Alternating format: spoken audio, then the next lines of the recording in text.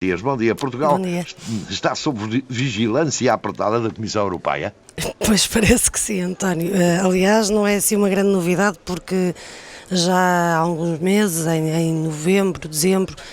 nos vários relatórios que foram apresentados pela Comissão Europeia aqui ao Parlamento Europeu, se ia avançando essa possibilidade de colocar Portugal sob vigilância apertada, o que na altura foi completamente desmentido pela Ministra Maria Luísa Albuquerque, que dizia que não, que iríamos cumprir tudo e, portanto, que esse cenário não se colocaria. Colocou-se e é bom que se perceba o que é que isto significa. Bem, desde logo é uma destruição por parte da própria instituição, das próprias instituições europeias, neste caso da Comissão, é uma destruição da retórica do sucesso, Portugal como um caso de sucesso, não é? Aliás, Maria Luís foi fotografar-se com o Ministro das Finanças alemão para mostrar exatamente o caso de sucesso e nem de propósito, uns dias depois a Comissão Europeia vem dizer que afinal de contas não é assim tanto sucesso, temos desequilíbrios excessivos, a pobreza e o desemprego aumentaram e, portanto, mostrar que aquilo que foi vendido Portugal não soube conviver com o aumento da pobreza, diz também isso, não é? Exatamente, não soube conviver e não só não soube conviver, como o governo português adotou medidas que agravaram muito a situação de pobreza, e é por isso que nós temos neste momento, por exemplo, um quarto das crianças em Portugal, uma em cada quatro em privação, e isso significa muito o resultado destas medidas. Mas o problema desta vigilância apertada, e para as pessoas perceberem também um pouquinho do que estamos a falar, é que ela representa na verdade uma espécie de antecâmara das sanções, ou seja, há aquela Europa disciplinadora que foi criada através do semestre europeu, dos planos de austeridade, dos programas de estabilidade e crescimento, todas essas metas que prevêem desde há algum tempo, não há muito, mas prevêem que possa haver sanções e que se possa punir aqueles que não cumprem alguns critérios, por exemplo, do déficit da dívida, ao passo que os que não cumprem os critérios dos excedentes comerciais, como é o caso da Alemanha, estão sempre livres desta situação. Mas esta vigilância apertada é uma espécie de antecâmara dessa punição, das sanções que possam ser aplicadas, porque, como sabemos, a União Europeia tem mão muito forte com os mais fracos, mas uma mão muito leve com os mais fortes.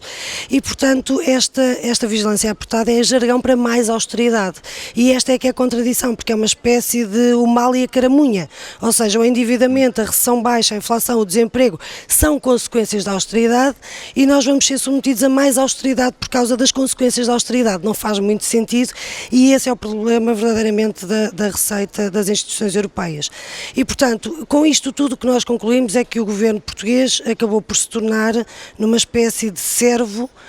que leva pontapés do próprio dono, porque se submeteu, se subjugou tanto e obedeceu tanto e agora acaba por levar pontapés daqueles a quem se submeteu e subjugou, que não tiveram assim muita candura perante os resultados da economia portuguesa, que nós sabemos e as pessoas sabem muito bem no seu cotidiano, no seu dia-a-dia, que não está bem.